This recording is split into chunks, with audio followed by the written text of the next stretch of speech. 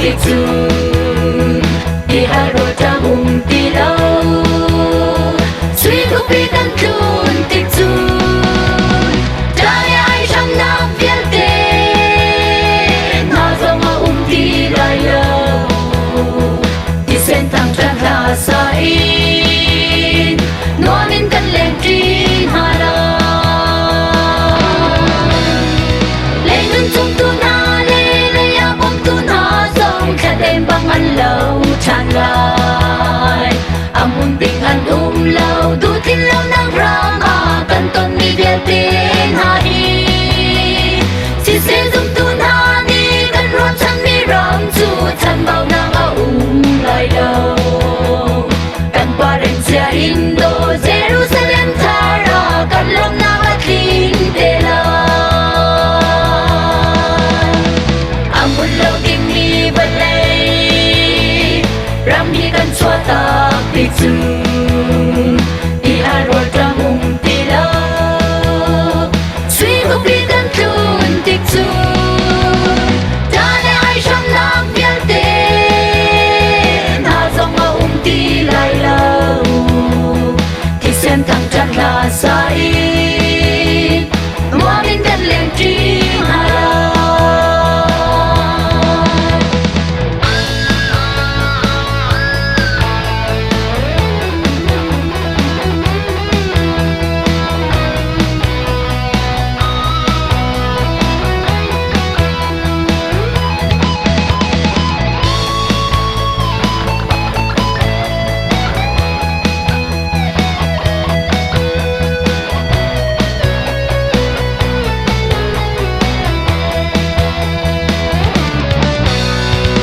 đi sang min le lâu cha biết đi giống hi ni khát chu ăn rô chan lại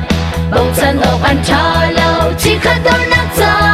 bên mi chỉ lòng tê ăn si đi lên mấy đi à số cha na phăng tê cả chu lâu in ăn chiang đi tê la anh sẽ cần pa rem mi ban suy qua căn in chu giống ra đi nam hồn chẳng la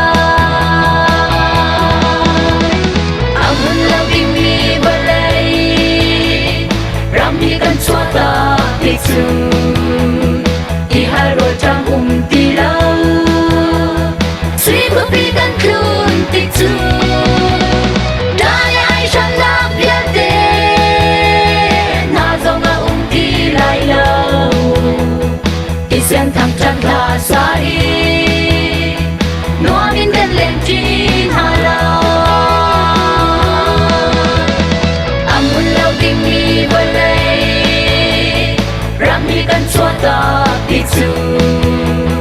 ti haro trang ti lo suy có pi